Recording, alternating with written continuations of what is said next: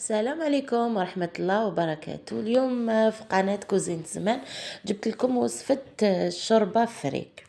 يعني هذه شوربة فريك هي شوربة يعني خاصة رمضان إن شاء الله، بما أننا رانا على أبواب شهر رمضان المبارك، قلت علاش ما نديرهاش معاكم ونوريلكم يعني طريقتي في الشوربة فريك كيفاش، وكل واحد وطريقة تاعو. ان شاء الله الى الوصفة عجبتكم تاع اليوم، ما عليكم غير تابونيو ديروا جيم. اول حاجة نسحقوا المكونات.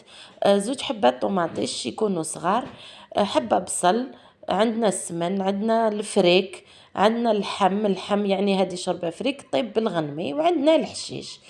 واش نجو نديرو هنايا؟ حبه هذوك زوج حبات طوماطيش نحيت لهم القشره الفوقانيه وديك الزريعه الدخلانيه، وحطيتهم مع البصل في البلاندر كيما كنتو تشوفوا نحطوهم. نجيبوا التوابل. بالنسبه للتوابل نديروا في شوربه فريك غير الملح وفلفل حار يعني عكر، فلفل حار دريس مهرس وعكر عفوا وعكري حلو، ونديروا القزبر هذا مكان، ودرت ربطه حشيش، ونديروا وراح شويه نزيد راس شويه ماء الحانوت. ونرحي كلش على جه.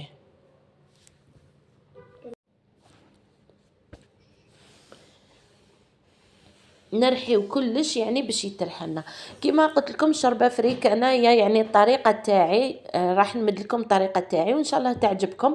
ما ندير لهاش الثوم يجي، الثوم والخضره يجي في الشوربه تاع المرمز، بصح الشوربه تاع الفريك ما تجيش بالثوم وما تجيش بالخضره، والله اعلم يعني على حسب معلوماتي وعلى حسب واش تعلمت. هنا نجيب القدره تاع الطين، يعني شوربه فريك ولا اي شوربه تجي بنينه في القدره تاع الطين. نديرو شويه زيت ونديرو السمن مغرفه سمن كيما كنتو تشوفوا، ونحطوا اللحم الغنمي. هاد الشوربه قلت لكم تحب بزاف يعني باش تجيكم بنينه، تحب اللحم الغنميه. لو كان يعني نجيبوا كيما نقولوا كوتليته وحده نكسروها ونديروها للشوربه، ولا حتى العظام، واللي عندها دير الهبره يعني. هنايا نقلي مليح هذاك اللحم مع السمن والزيت. كي يتقلى انا واش راح ندير؟ راح نزيد نخليه يتقلى مليح، نروح نزيد نجيب هذاك الفريك ديالي.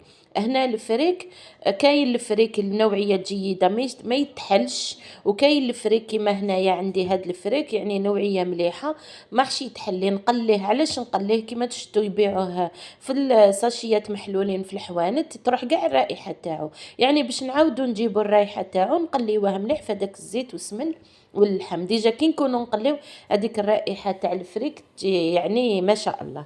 هنا بعد ما تقلالي نجيبو هذيك الخلطه اللي رحيناها نحطوها فوق هذيك تقليه كامل هكذايا،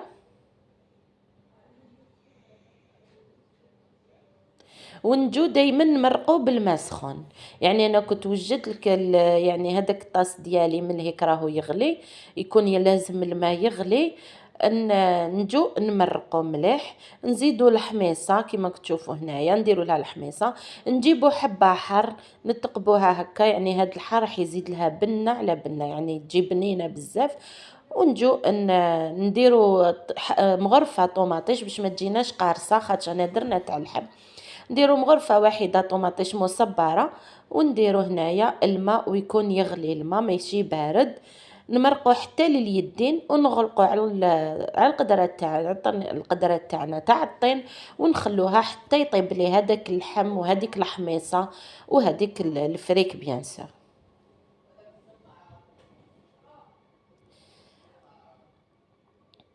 نستناوها بعد ما طيب لي. هنايا نروحوا نشوفوا الشربة تاعنا. هنا الشربة تاعنا راهي طابت لي، شوفوا هنايا اللحم راهو طاب لي. هنا واش ندير؟ نجيبو حشيش مقطفه ولا قزبر نقطعوه رقيق ونديروه غير من الفوق ونطفو عليها باش يطلق هذاك الحشيش.